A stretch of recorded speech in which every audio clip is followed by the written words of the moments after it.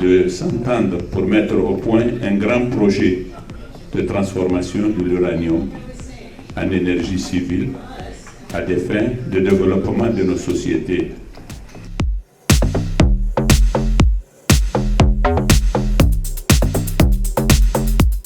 Mais l'uranium est une grande source d'énergie. C'est peut-être une source d'énergie d'avenir, malgré le phénomène qui s'est développé vers la fin du XXe siècle à travers les mouvements écologistes en Europe contre l'énergie à la base de l'uranium. Mais c'est en même temps une énergie qui n'est pas à la portée des pays comme le Niger, parce qu'il faut investir des capitaux importants pour faire en sorte que l'uranium devienne de l'énergie susceptible d'être exploitée. Et il me semble en effet, et c'est ça l'intérêt peut-être de votre question, qu'il est possible et il est temps pour les pays africains de s'entendre pour mettre au point un grand projet de transformation de l'uranium en énergie civile à des fins de développement de nos sociétés.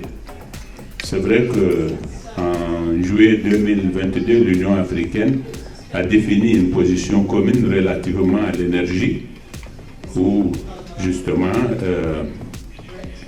l'Union africaine a décidé que pendant longtemps encore, nous allons déployer l'exploitation de toutes nos énergies fossiles notamment, le pétrole, le gaz, mais aussi les énergies renouvelables.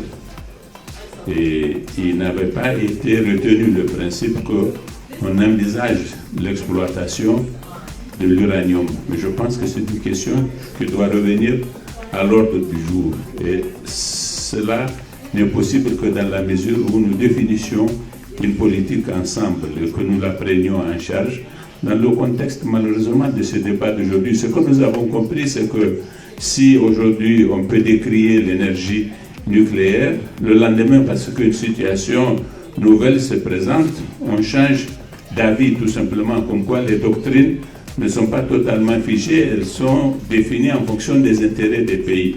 Les pays occidentaux ont considéré que l'énergie nucléaire n'est pas bonne, ils l'ont discrédité, il y a eu vraiment un désintérêt total, très peu d'investissement, mais nous avons constaté après la guerre entre la Russie et l'Ukraine, comme je l'ai dit tout à l'heure, des programmes de retour à l'énergie nucléaire. Donc ça doit nous réveiller un peu en Afrique et ça doit nous faire prendre conscience de la nécessité de la définition d'une politique de l'Afrique sur cette question-là. Merci.